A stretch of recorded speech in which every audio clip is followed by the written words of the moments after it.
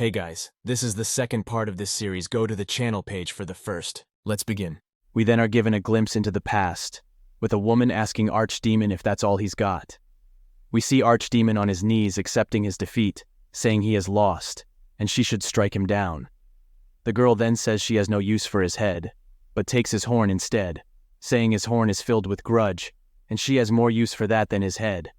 The Archdemon, seized with rage, insists on his death, since defeat is considered a shame for his race. He then charges as the girl, saying if she doesn't kill him, he would kill himself. In response, the girl offers to cut off 2 horns, announcing that these will be the last moments of an idiot who has never lost before.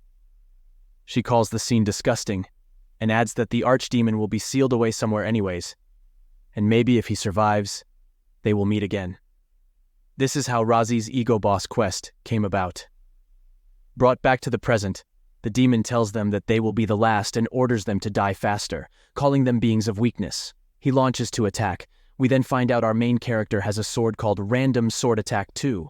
Its special ability is it's able to turn into one of many swords in the world at random.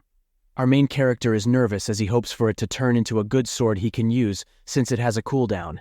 At the very last moment of the demon's attack, our main character uses the sword's special ability. His sword turns into the bubbly sword. This sword is made of soft touch material and has the ability to block melee attacks once. The Archdemon stops his attack midway as he sees how cute the sword was. He pauses for a second but then continues out with his punch, striking the bubbly sword in its face. We then see him blushing as he mentions how observant our main character is for noticing that he's weak to cute things. He then says they are worse than he thought because they made him attack the cute bubbly sword. Our main character thinks if only he could hold out until the cooldown resets, he could get a holy sword to be able to defeat the Archdemon. The demon starts casting a powerful spell, calling our heroes trash, saying this is the end. Dark, panicking, takes out the Goblin King's pendant, a consumable item which makes the user stronger depending on how much money is spent on it. Dark activates the artifact and is enveloped in a bright yellow aura resembling gold coins and easily repels the demon's attack. The demon realizes that his attack has been repelled, and his interest flares even more. Dark remembers Harthatar's words that this artifact should only be used as a last resort. Dark and the demon's battle becomes intense. Our main character is surprised as to how strong Dark is. Think to himself, how much money did Dark pour into the consumable? Couple billions maybe.